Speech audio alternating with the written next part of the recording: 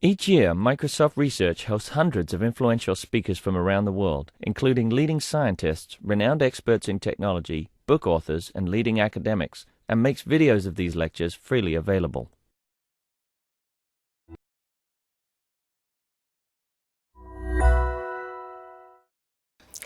Good morning, everyone. I'm simply thrilled to introduce Professor Charles Lasserson from MIT. Charles has made many important contributions in the area of parallel and distributed computing. My personal favorite, want to guess, is Silk parallel language. Every single time when I use it, I'm just amazed by its simplicity and efficiency. Silk has this provably efficient work-stealing scheduler, which is one of my true love. That great combination of beautiful theory with excellence in practice. Charles also introduced the notion of cache-oblivious algorithms, which exploit memory hierarchy near optimally without tuning those parameters for cache size and cache line lengths. Charles is also the father of fat tree, which is used in many supercomputers. So Charles is the co-author of the famous textbook, Introduction to Algorithms. It's one of the most cited publications in computer science. That Charles has won numerous awards and has many titles where, well, I couldn't enumerate here, otherwise I will be overrunning the time of this talk. So with no further hesitation, let's welcome Charles and his recent study on software performance engineering.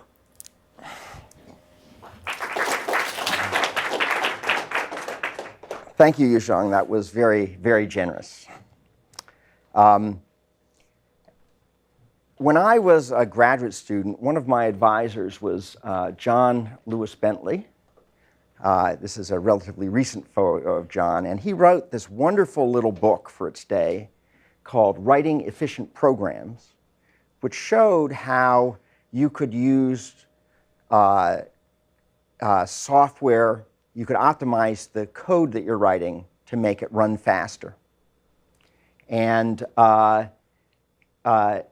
And yet, today, this kind of writing code for performance, at least in the space of application developers, is more or less a lost art.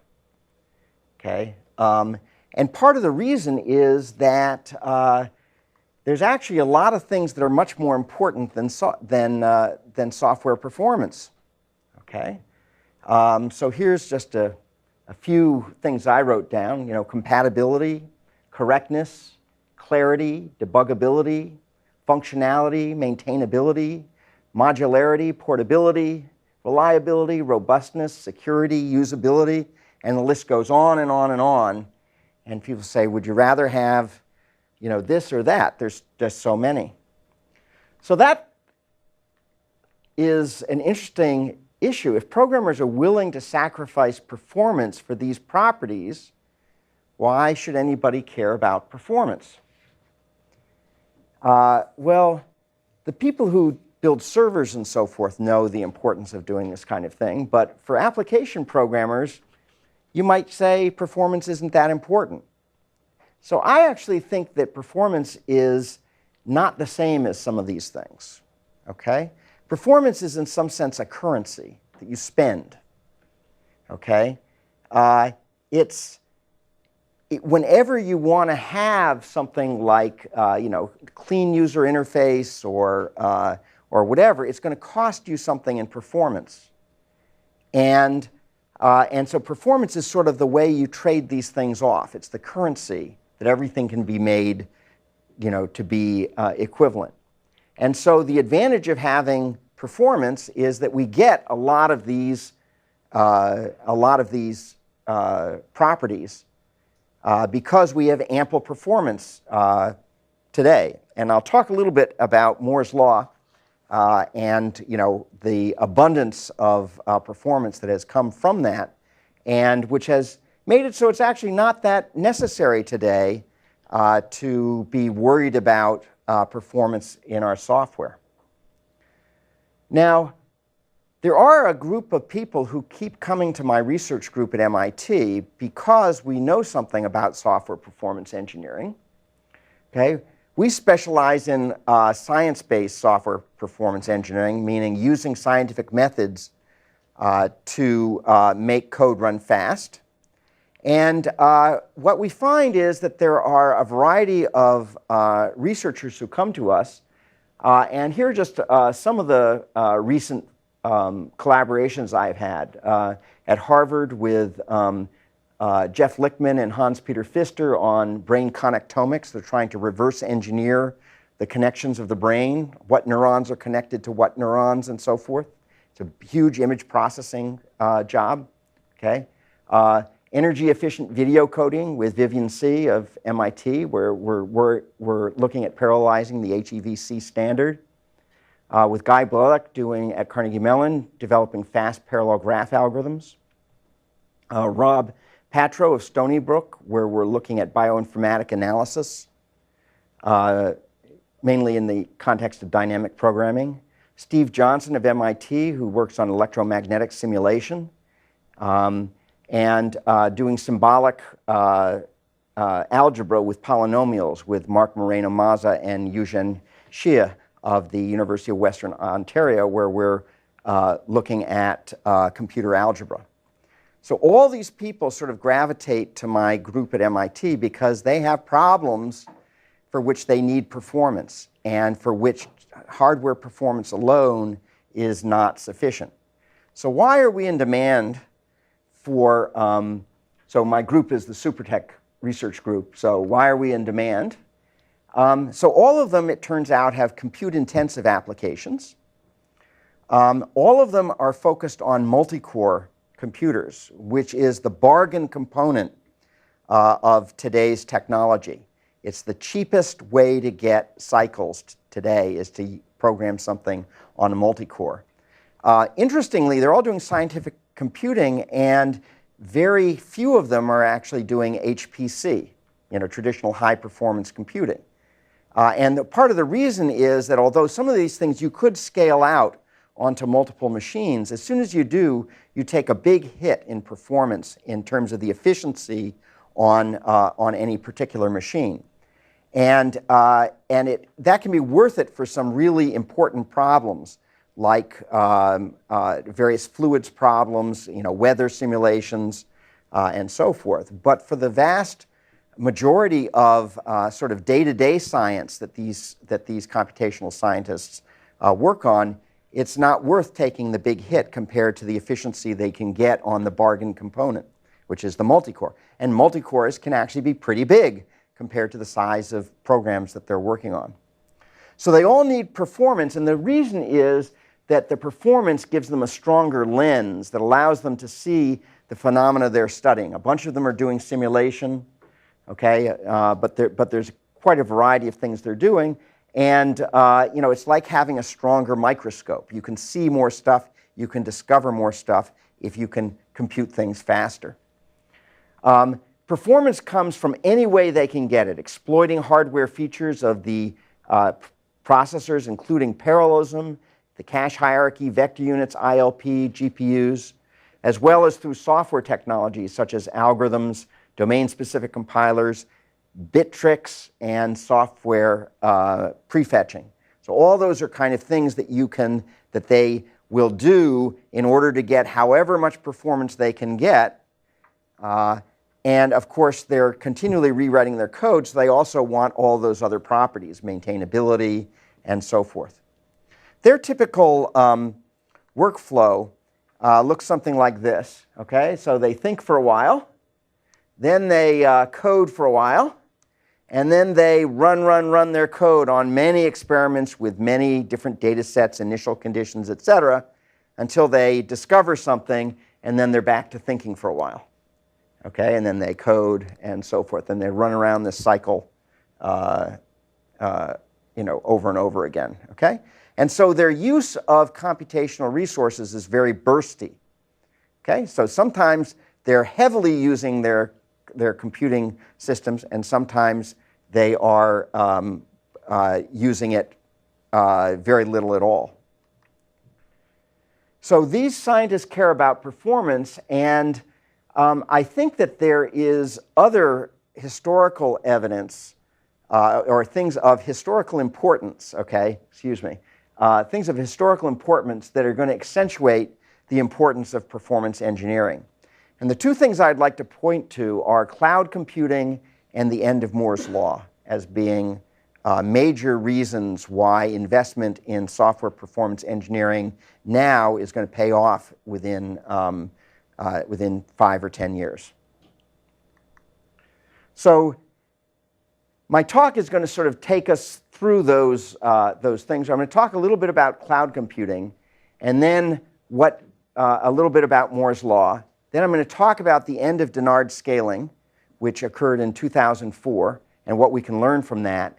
And then talk about the end of Moore's law, and then finally get up on a soapbox and talk a little bit more about performance engineering. So let's start with cloud computing.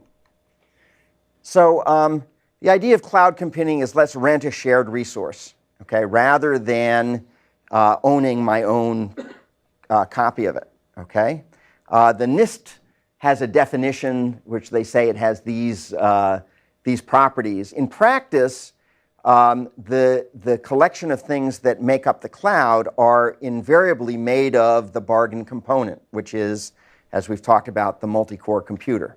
That's the cheap component, and it doesn't make sense not to, it always makes sense to design systems around stuff that's cheap rather than stuff that's expensive.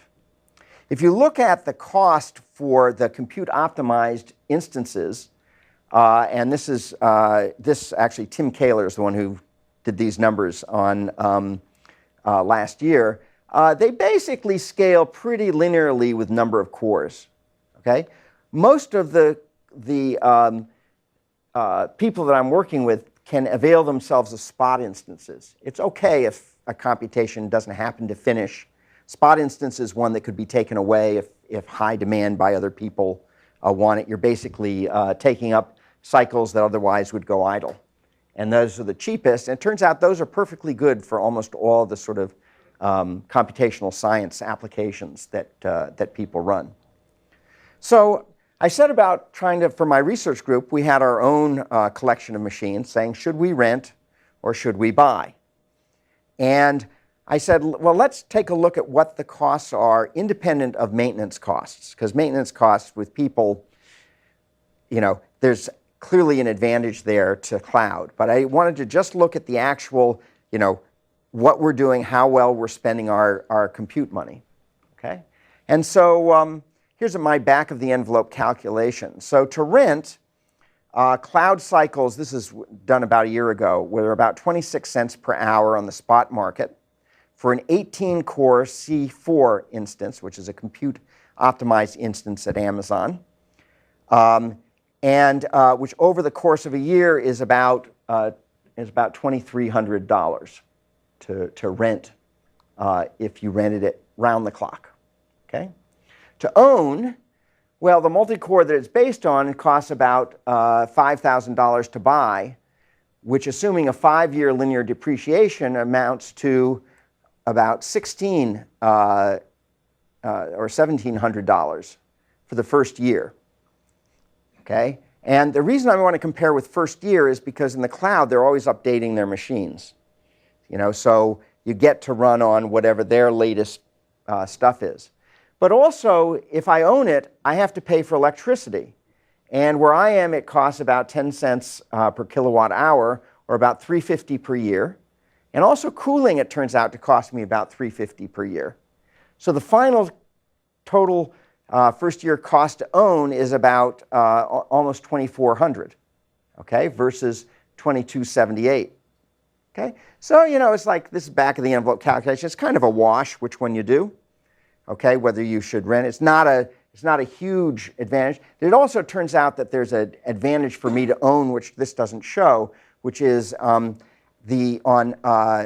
government contracts for arcane reasons. When you get equipment, you pay no overhead on it. but if you buy cloud cycles, you pay overhead. Okay, so there's actually right now a big incentive not to use cloud, which I understand various political organizations are trying to get fixed. Because you can imagine they would like to have, it's like, should I rent, should I own? You know, it's kind of like the mortgage deduction, right? People who rent don't get the mortgage deduction. Why? It's like, well, because that's the way things are. It's not a, you know, so there's a similar thing going on here. There's an encouragement right now to own. But the bottom line is essentially that this is kind of a draw. But if the machine might idle at all, the cloud wins. So for these bursty workloads where you're not using it all the time, this is a big win for the cloud because I only have to pay for what I use. Okay? And the other thing is that the cloud wins big on response time.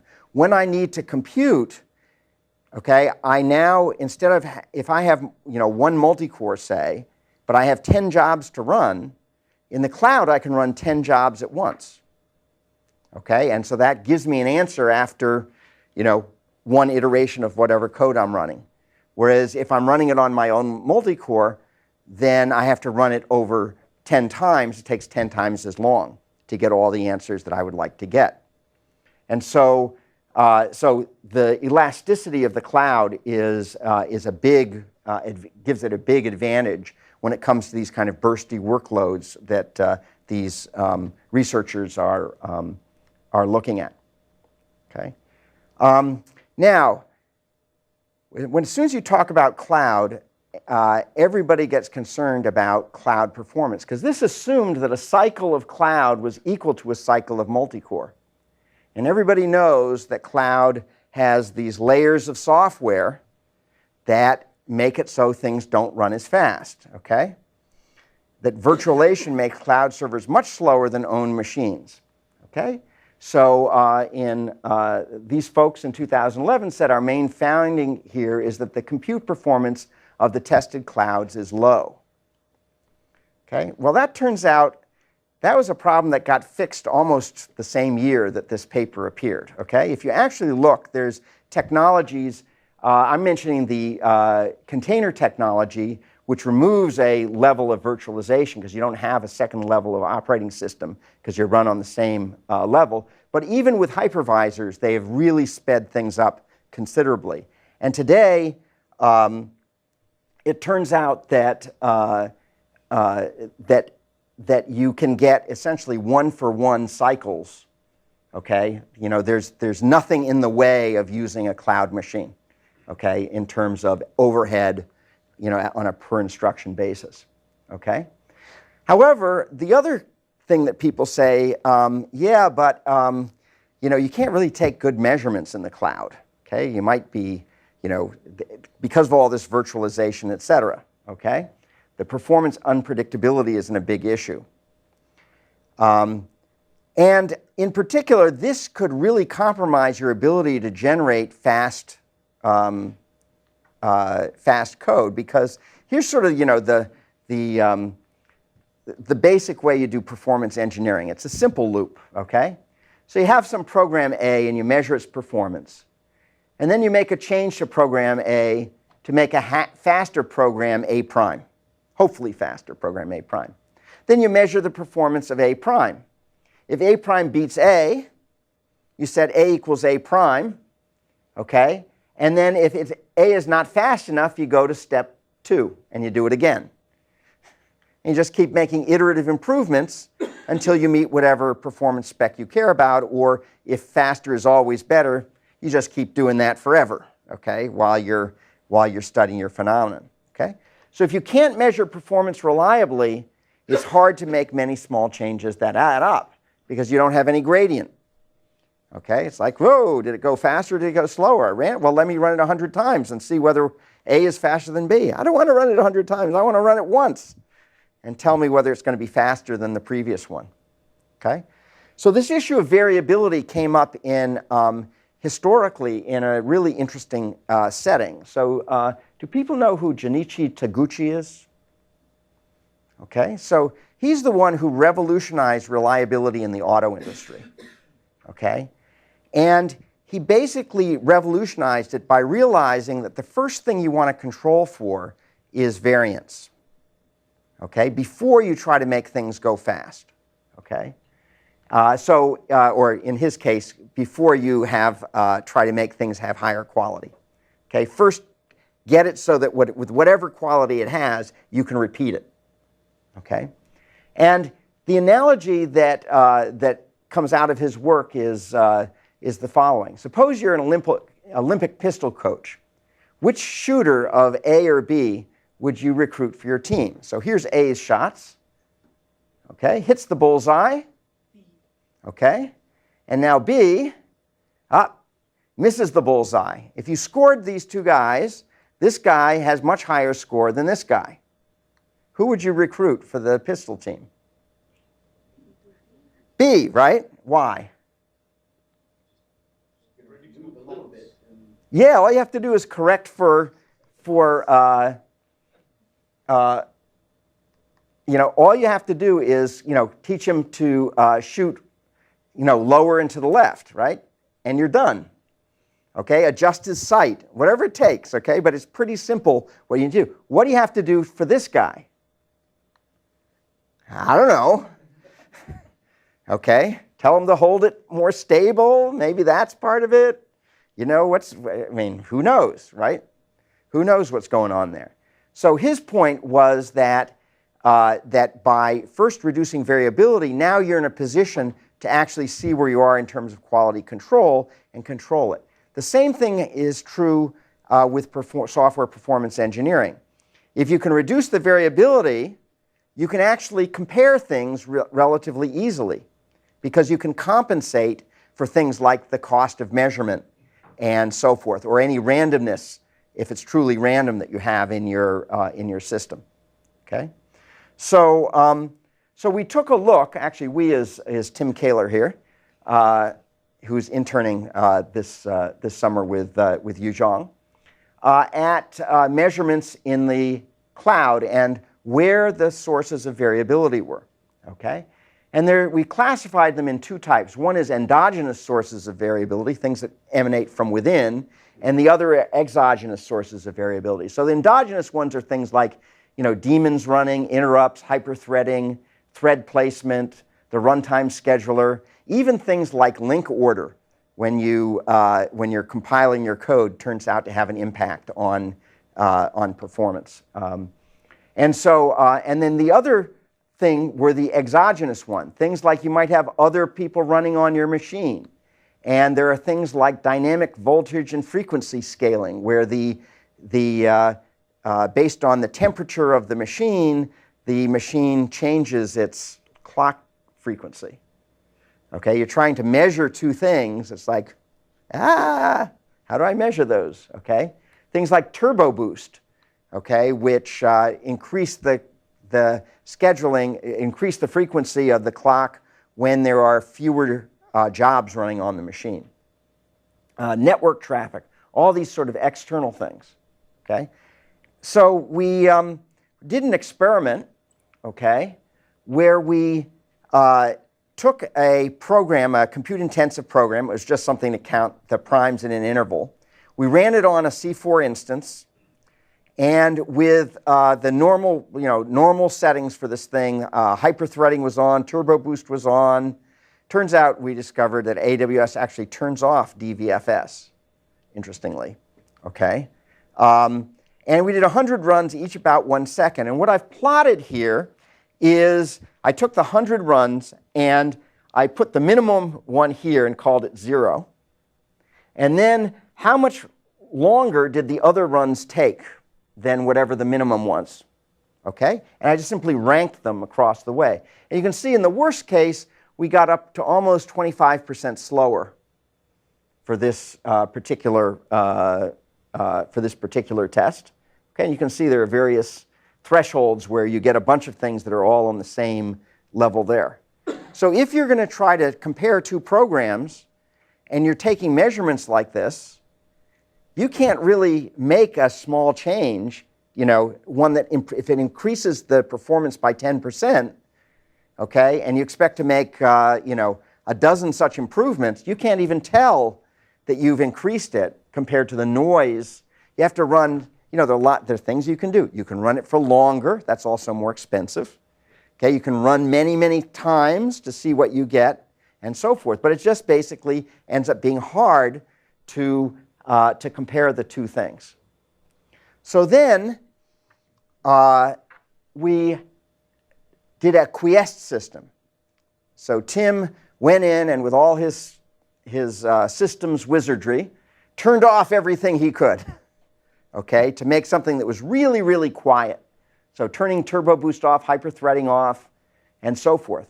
And once again, we did the same thing, and you'll notice that now 96 of the 100 runs have exactly the same time to within the third digit of precision, okay? And a few of them were, and now this is on a different scale than the other chart. This is, even though this bar looks just as high, this is less than 1% slower. Okay, so Tim jokes because I came back to him and I said, so how are we going to get rid of these spikes? Okay, but we're sort of within 1%, because I would, frankly, I'd like it to be deterministic. I'd like to be able to run it and say, okay, that was the time. I don't have to run it anymore. Okay? Nevertheless, I think Tim did a good job on this. I wish I had her. We have this recorded. Yeah. Okay, so it turns out if you do the quiescing of your system, it does. We also took the opportunity to talk to some people at Amazon, and we found actually that repeatable performance was a very big goal for them in the design of their system, which is why they had turned off things like DVFS. Okay, and I said, so why is that? I was delighted to hear that. And I said, why is that an important criterion for your cloud service? And he said, customer support.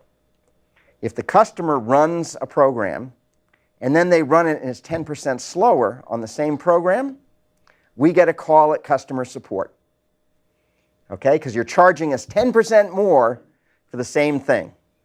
Okay, so from their point of view, it makes sense. If you can make it more deterministic, then you don't get as many customer calls. And customer calls, as turns out to be one of the more expensive things they have to deal with.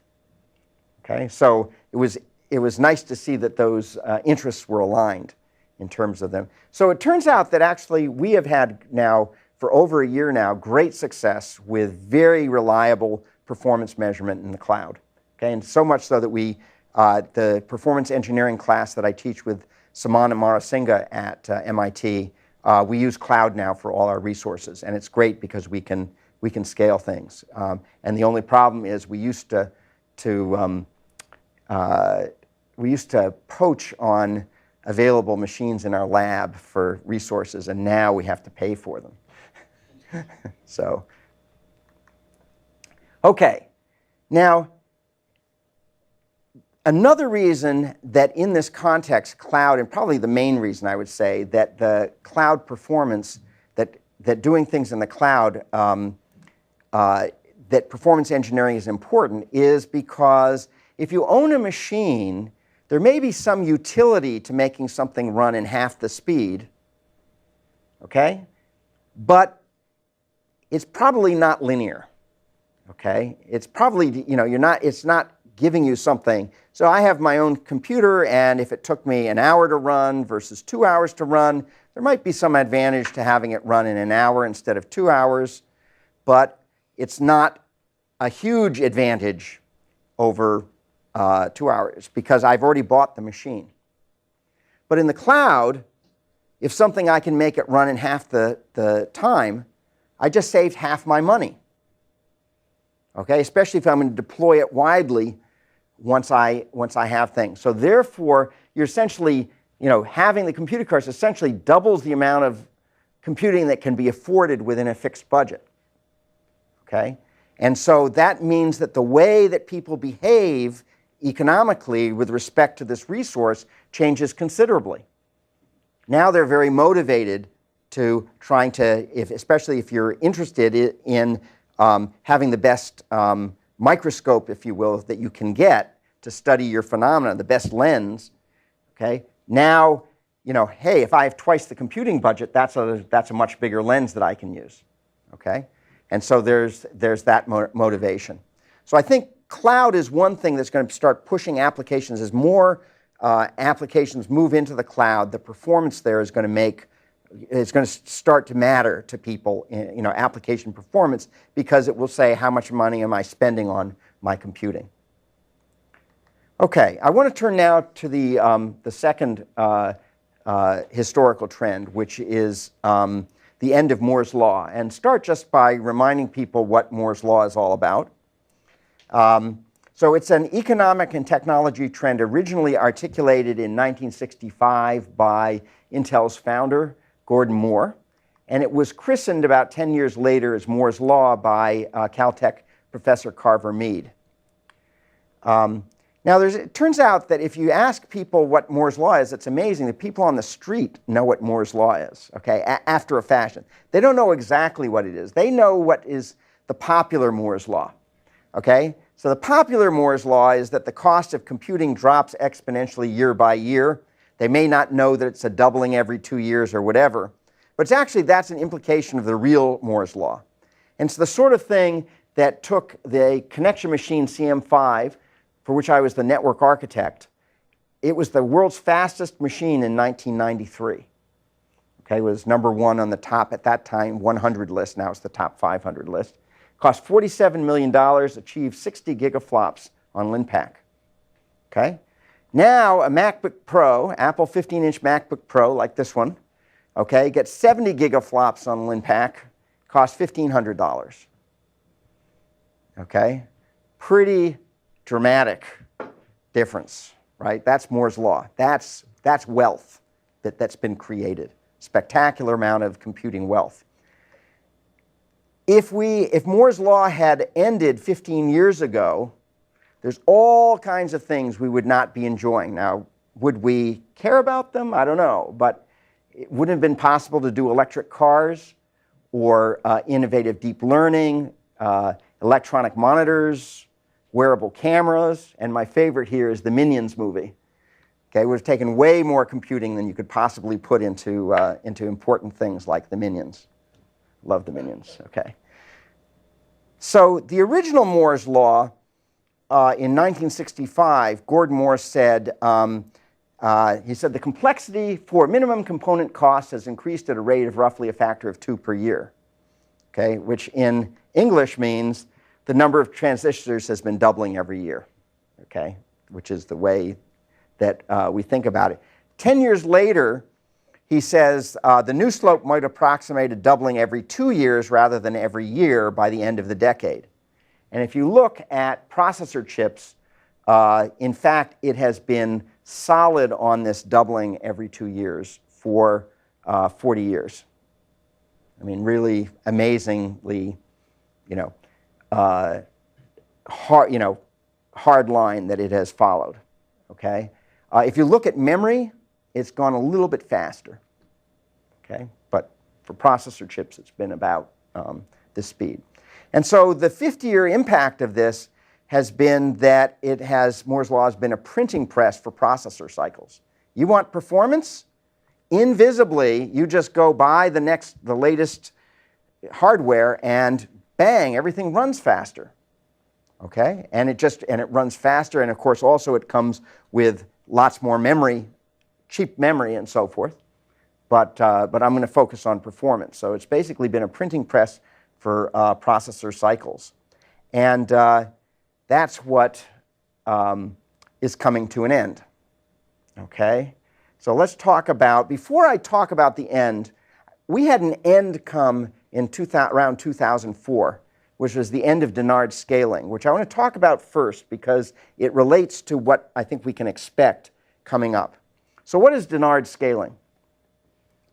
So Robert Dennard was the person who observed that if you scaled voltage and electrical current proportionally to transistor gate length, then as Moore's Law shrank transistors, okay, the circuit could be operated faster on the same power budget. Okay, so the power would be proportional to the area, and as you shrank the components, you could use exactly the same power, and simply things would go faster. Okay, because the gate length determines how quickly things will switch. And so if you look at that, here's Moore's law here, and you plot what happened with Dennard scaling, it basically tracked. Okay. The clock frequencies kept getting faster and faster, okay, up to 2004. And at that point, it turns out Dennard's analysis breaks down because he ignored leakage currents and threshold voltage, which establish a lower bound. So when he was talking about this, these were things that were down in the tenths of a % impact. But of course, as things scaled, the things that didn't used to matter now start to matter. Okay, it's like any system. If you have a bottleneck and you remove the bottleneck, hey, there's another bottleneck. Okay, and that's basically what happened.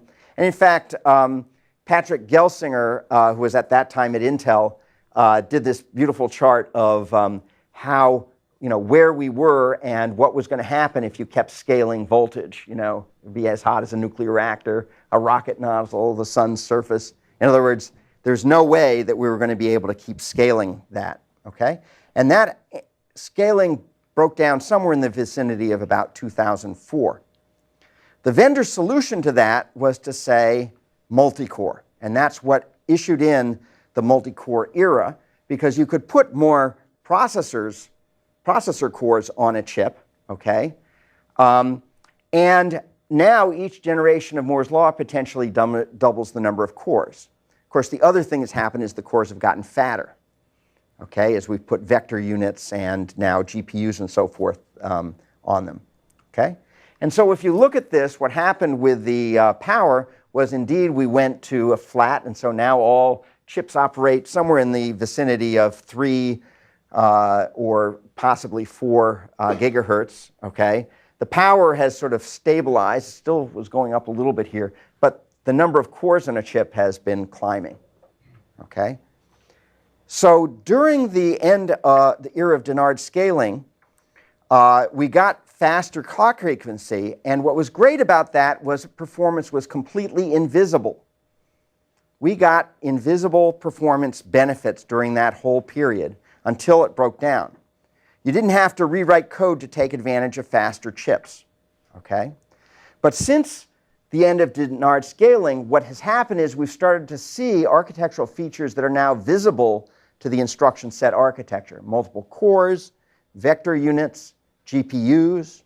Some of these things can be hidden by software like compilers and so forth, okay? But more and more those are becoming, if you're not aware of them, you may not be getting the best that you can get out of your chip. And over the last dozen years, more and more software is adapting to the reality that performance is no longer free and that it cannot be obtained invisibly. There's more software that is aware of vector units, aware of, of things that we frankly didn't pay too much attention to, like memory hierarchy and so forth, attributes of the system that, where you can get it. You can see this in some social science studies we did. So we took a look at bug reports for searching for the word performance. Okay? And you can see, for example, that in 2004, the number of bug reports that talk about getting more performance is starting to climb. Same here. Still, the absolute numbers are small compared to all the bug reports. Okay?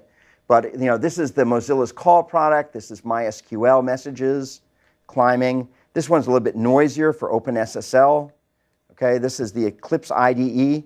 Okay? So basically, in all of these cases, it's rising. We also looked at want ads. Okay, how many want ads are people asking for performance? And you can see that basically this is mentioning the word performance, mentioning the word optimization, mentioning parallel. All around 2000, shortly after 2006, they start climbing. Okay. As people realize that, hey, for the people who did want performance, and that wasn't by any means everybody, but the people who did, you now needed to get it explicitly. It wasn't just going to come for free. So that brings us to where we are now, where the end of Moore's law. This had been predicted many, many times in the past, okay? But probably the most recent, in my opinion, strong prediction came from Bob Colwell, who was the architect for the Pentium 4 and some of the subsequent machines, and also was the director of the DARPA Microsystems Technology Office. So in 2013, Bob said, for planning horizons, I picked 2020 as the earliest date we could call Moore's law dead. Okay, so he says that's going to be when we're going to be able to say definitively, that's the earliest he would say. And he said you could talk me into 2022. Okay, so, but why is this not the same as the many other opportunities that people have had for predicting the end of things? Okay, so here the fellow says the end is, well, 1980, 88, 2000, well, the end is near, right? Okay, so why is that, it's near and it's still going to be put off? Or this one I like to, people know this comedian, Stephen Wright? Okay, great one-liners, okay? So he says, I intend to live forever, okay? So far, so good. Okay, so in the context of Moore's law, it's like, well, we're still scaling, we'll scale forever. Okay? Unfortunately, that's not the way the world works, okay? So where are we now? So the current feature size is 14 nanometers, which is about 140 angstroms, which was achieved in 2014. So the reason I put up the angstroms is because if you say nanometers, people don't, but angstroms, people sort of know this is like the diameter of atoms, right? That's what we're talking here, okay? In fact, we've seen in the past year some signs that Moore's law is ending. So Intel said rather than keeping to their tick-tock schedule of releases where they scale 1 year and then architectural improvements the next year and then repeat, therefore scaling every 2 years, they say, in fact, we're going to go tick-tock-tock. We're going to do 2 years of architectural improvements before we scale again. And it's going to take more than 2 years. Okay, well, some people said, well, maybe that was because they had problems. They've occasionally had problems before. But then, more importantly, earlier this year, Intel made an SEC filing. And this stuff, they have to be, they're, as you probably are aware, public companies have to have be truthful in their releases to the government as to what their prospects and so forth are. And so they say here, we expect to lengthen the amount of time we will utilize our 14 nanometer and next generation 10 nanometer process technologies, further optimizing our products and process technologies while meeting the yearly market cadence for product introductions. Okay? In other words, they're still going to release on a regular basis, but they're going to go longer periods between things. So what that's saying is they're not going to go right up to the end and stop the way we did with clock period. It says we're going to sort of asymptote, to a limit is what it looks like. It's going to slow down the time between things, between scaling. Okay. So why does this Moore's law has been a great party. Okay, it's been a great party. We've been having a good time. Okay, we got lots of performance. Okay, we haven't had to worry about performance. We just get it. Okay, our software runs fast. We can write big code, etc. Why does it have to end? Okay, so the first reason is because of physics. Okay, it's basically implausible to many people, including me, that you can make wires thinner than atoms. Okay, you got to have something to conduct the charge along. That's how we know how to build things. Okay. If you look, the silicon lattice constant is about 5.43 angstroms. That means when you put two silicon atoms together and you put them into a grid, okay, they're spaced by about 5.43 angstroms. Okay? Most technology roadmaps see an end to Moore's law around 5 nanometers. They do not see at that atomic scale how you can build a wire, is what it comes down to, let alone a transistor or whatever. Okay, so it's around 5 nanometers is where they see an N. So if it's 5.43 angstroms, that's about 9 atoms across, or a cross section, something on the order of 81 atoms is what's conducting your current. Okay? So if you do arithmetic, so from today's 14 nanometers to tomorrow's 5 nanometers, the increase in density is, well, we're talking a linear scale for the nanometers versus the quadratic scale for area, okay, is a ratio of 14 squared over 5 squared, which is about 8. 196 divided by 25 is about 8. That gives us 3 more doublings, or 6 years from the year 2014 as the historic Moore rate, okay? So that's the year 2020 predicted by Bob Colwell, and that seems like a good target from this point of view. Okay? It looks now like the plan of the technologists is going to be not to just sort of hit there and then stop, but rather to just lengthen it out and draw out the death, a long, lingering death. So when do you call it dead, right? However, even if you could push semiconductors a little further, it becomes prohibitively costly to do so. Okay? And so then it's over. That's all, folks. Okay? Won't be able to do it anymore. Okay? So that brings us back to performance engineering, because this, to some people, this is so disturbing they don't want to think about it. Okay? And to other people, it's like while the others are ignoring the problem or claiming it won't happen or whatever, there's always the people who look for opportunity. There's some opportunity, okay? All is not lost. Cavalry can come in here. And I picked the ACM because they're computer scientists, but it could easily be Microsoft or any of a variety of organizations that does software, okay? And I would argue that popular Moore's law can continue, but it won't be as robust as the invisible scaling that we've had, okay? It can drive up, but we can get performance to drive up for some years to come. But it won't be from semiconductor physics and silicon fabrication technologies.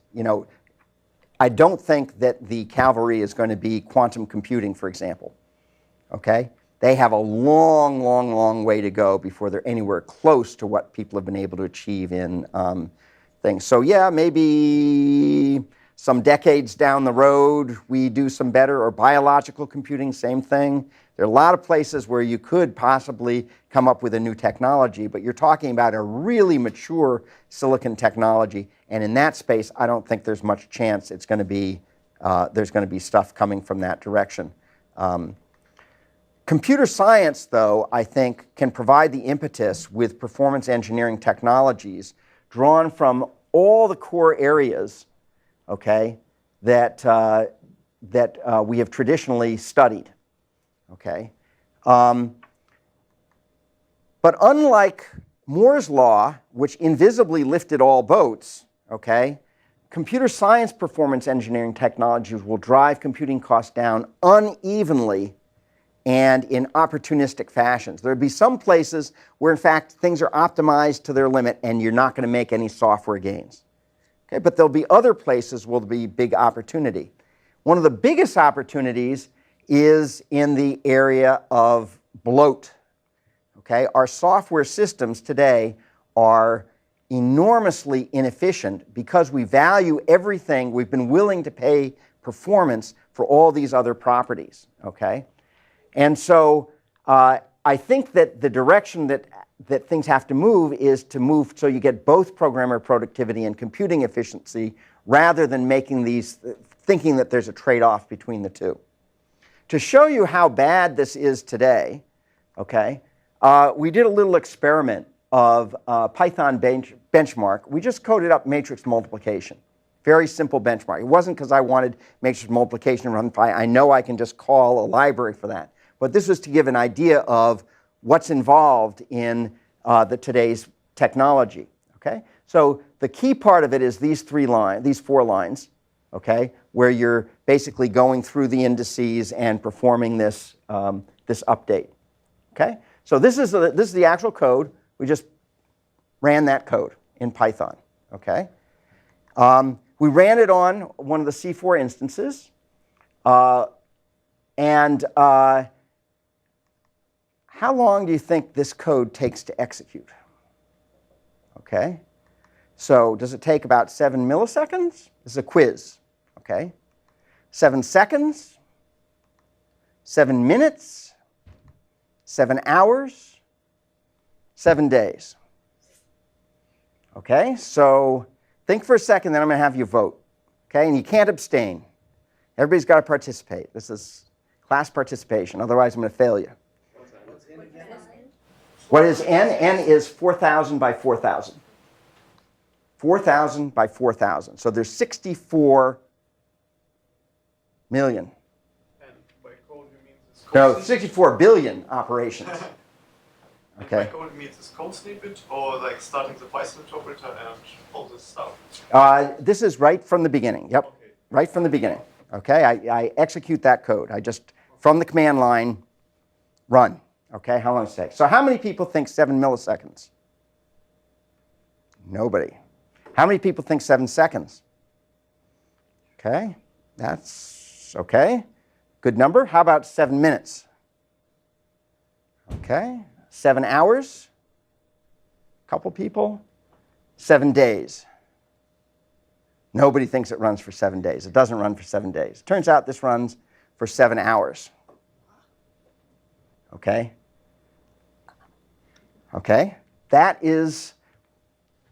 This is, there's a lot of opportunity to make it go fast. So we did a little experiment to say, let's performance engineer it. How fast can we get it to run? So if I recode it in Java, okay, I get an 11 times speed up.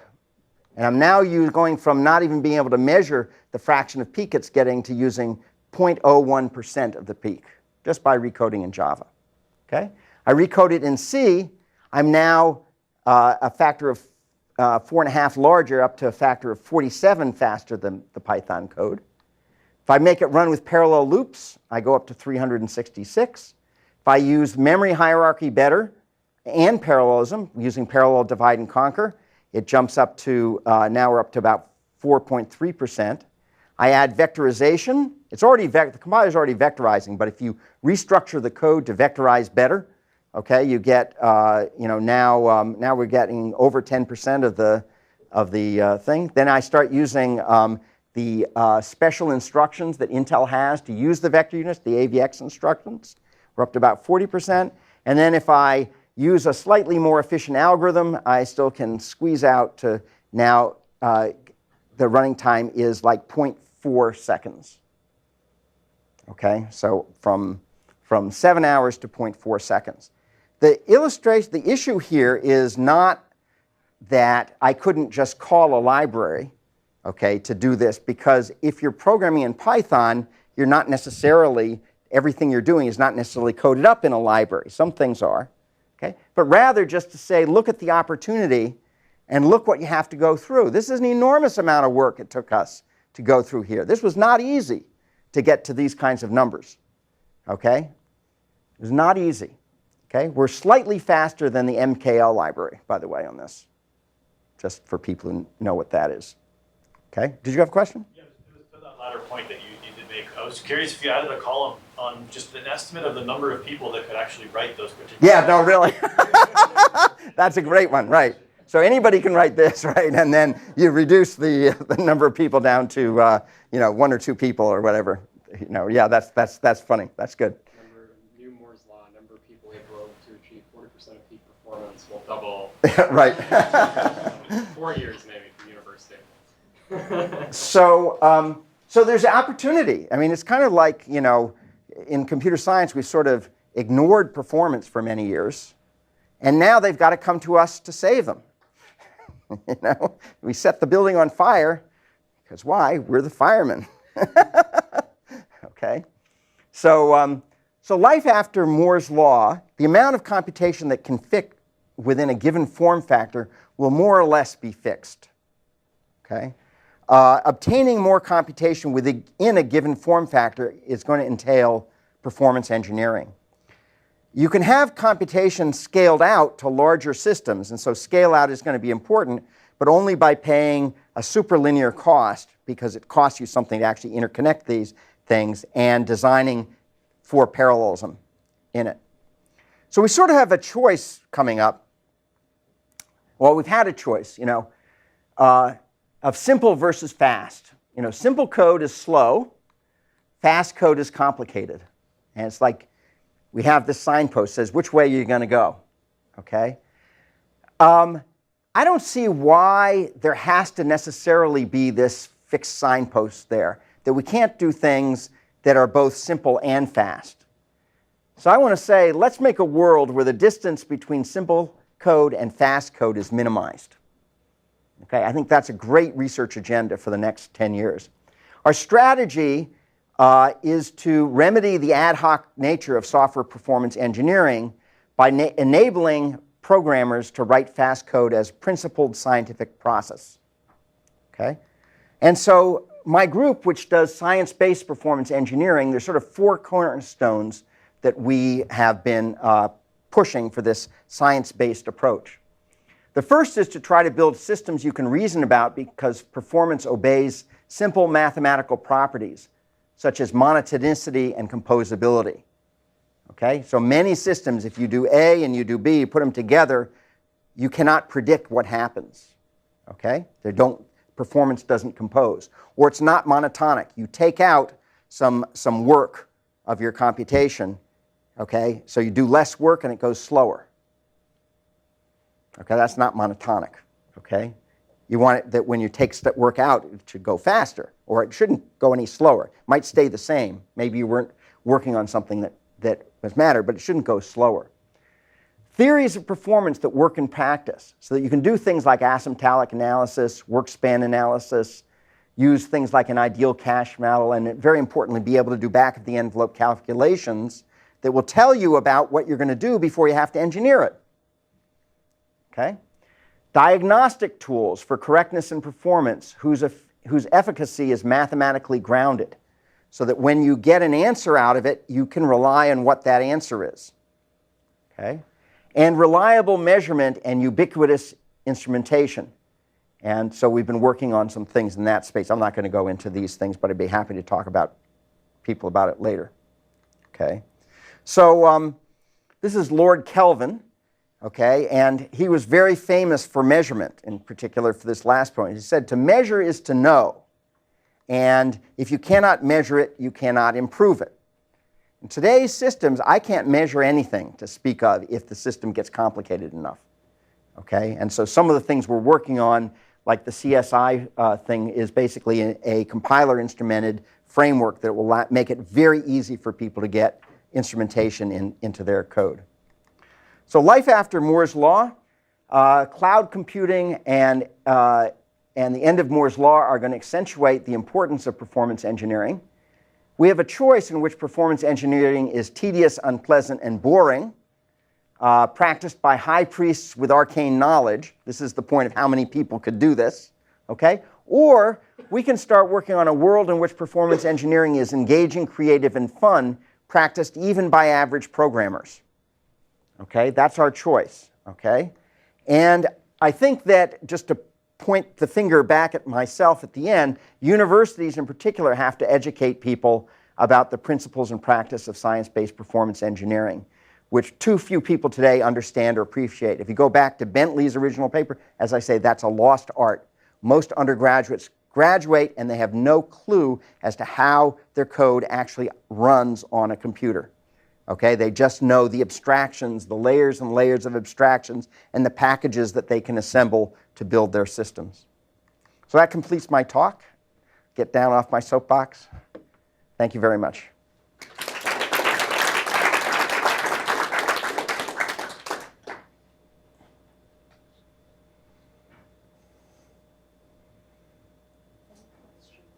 Yeah. So there's, one of the widespread phrases is premature optimization is the root of all evil for Right. inexperienced programmers. And so there's this idea that for teaching novice programmers, you sort of want to want them to not think about that too early. So how do you see, like, when should people start learning about this?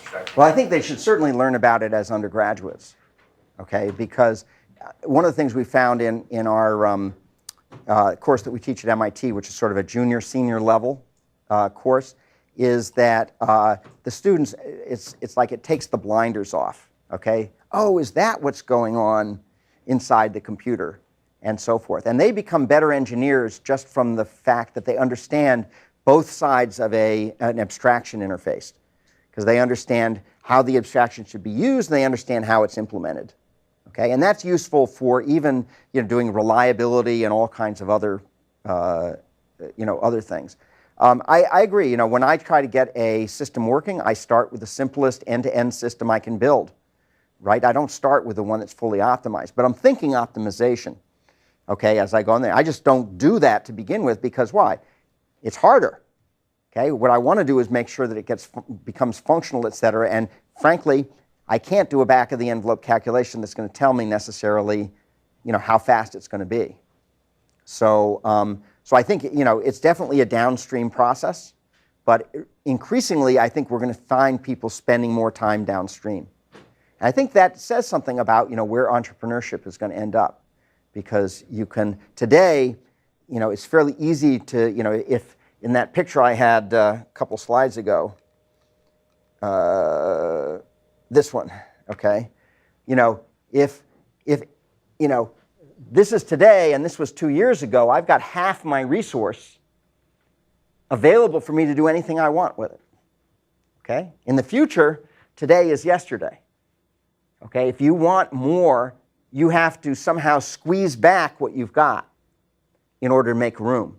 And so I think there's going to be a large premium on people who can squeeze back to make things be more efficient, to make room for entrepreneurship. And the companies that get good at that, how do I make things efficient so that I can have more room to be innovative? I think that's going to give them a big competitive advantage. Something that I just wanted to mention is that I think sometimes, so the person who originated that quote was Knuth. I often wonder, and that's only half the quote. I post a very specific question on Stack Overflow, and the first answer I get, regardless, is like, "Have you thought about not doing what you're asking instead of giving me an answer, trying to give an answer?" I wonder how Knuth would feel about how Knuth feels about the widespread use of this quote. I'm not sure if he would agree. Because that's not the full sense of what he says in the it's kind of like this baseline of we want people to, the first draft of the code should be competently engineered. Complete incompetence is probably not something to optimize for, even if it's really fast to develop. Well, ideally, when we develop things fast, you'd like it to run fast. I want all the things that make Python compelling, but then I want it to be running like, a highly tuned C code. That would be nice, because that's just pipe dream at this point. Yeah. The next slide, I had a question. Not that, sorry, keep going. This one. I don't see, maybe I'm missing it, but I don't see in here where today's programming languages fit in this new world that you're sort of envisioning. Do today's programming languages sort of survive and can be, buoyed up with some of these extra tools and I wish I knew the answer. Or do we need to invent new programming languages that make it easy and simple to write fast code so that you're not into the pitfalls? Yeah. Right? Yeah, no, I don't know. I think this takes, some things. One of the things I do know is that a lot of the, it's not as easy as, the matrix multiplication was a cheap problem, okay? Because I could just say, where's the time spent, and go and optimize it. The real problem often in systems is that that somebody has used a data representation or something that is woefully inefficient, but to change it would require changing massive code bases and everything that operates on it. And so it becomes impossible to do something more clever, okay, or so they say. So Tim actually, for one of the projects, the Connectomics project, that's reverse engineering the connections of the brain, actually went and he changed the fundamental data structure that people were using there for one of the things. And the other programmers are like, it's not going to be compatible, it's not going to da da da da da. And then he like gives them, you know, this massive performance increase and says, look, you can just on the edge of this, you can convert from your old format into the new one. But now let's use the new one internally. It reminds me of, you know, originally computers were, you know, we had base 10 computers, binary coded decimal computers, and we did addition in tens. And eventually we realized, no, just convert everything to binary. You can convert it out back to decimal, which is less efficient later on. But that took, you know, some time for that to happen. In terms of the languages, do we get to use the old languages or the new languages? It's like, I don't know, you know. I don't know. We're going to have to do something about the legacy, you know, and it's either you have to recode it or you have to go in and do something in the context that those things are coded in, you know. I mean, I think it's, yeah. So I had a question about that first point. I think the point here is about being able to model systems, very large systems, so that you have a simple abstract model that allows you to make decisions as you go. But at the same time, the underlying systems are getting complex. As you stated, it's all about now heterogeneous multi-core computing. Yeah, heterogeneous is really scary. There's going to be a battle there, okay? This is one of the great battles I see shaping up, is the homogeneous, which allows somebody to sort of architecturally get better better ways of doing things because they can conceptualize the whole system, versus heterogeneous, where you're getting really good performance sort of at a low level, okay? But now how it interacts with the rest of the thing is like, well, let me code it up and see if it works. That's like really expensive. And so I think there's going to be a battle there. And you know, one strategy is to say, okay, well, half the machine is got all these special purpose devices and half the machine is this homogeneous stuff, and then I'm not off by more than a factor of 2 in either direction. So, but I think you're exactly right there. Yeah. Yeah, it seems like the number of these like highly purpose cores are going to proliferate because power dissipation on a chip prevents you from keeping most of the chip active at the same time. So it's okay that it's dark silicon 90% of the time, but your work, do you find it tractable to try to model these? Like, is that something you're working on, or are you currently focused? I can't work on everything. One, yeah, like is it just one vertical homogeneous model at a time? Yeah, so I've tended to focus on the homogeneous stuff because in my experience, the payoffs you can get at a high level often pay for the inefficiencies at the low level. Okay, but I can see I've also worked on special purpose, you know, things, and you know, and there's a big advantage, especially when it comes to power budget, you know, for using some of these things. One thing I think that is likely to happen is that when you look at, you know, the big problem is the loss of invisibility. Okay, that, you know, the beauty of the Moore's law for many years while we had Dennard scaling in effect was that there was an interface there, and above that interface you didn't have to do anything. Things got better. Okay, bigger and better, faster, everything you wanted just happened. I think that the way that this likely will happen, that the big economic thing is going to be to take some of these large components that we have, like an operating system or a speech understanding system or a database system, et cetera. And within the confines of that, you can do a lot of optimization that the rest of the system doesn't have to know. And it's in that context where you actually have the economic incentive to actually rebuild whatever needs to be rebuilt. Okay? So, I mean, you guys have one of the biggest, large components around, and have many of them, in fact. And so I think, you know, there's a big opportunity that you folks have to structure things so that, so that it's easy to, people can take advantage of that, the performance of those individual things.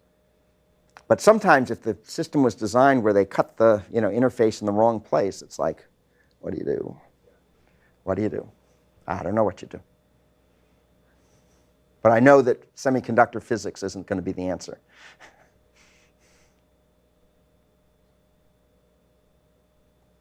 Great. Well, thank you very much, everybody.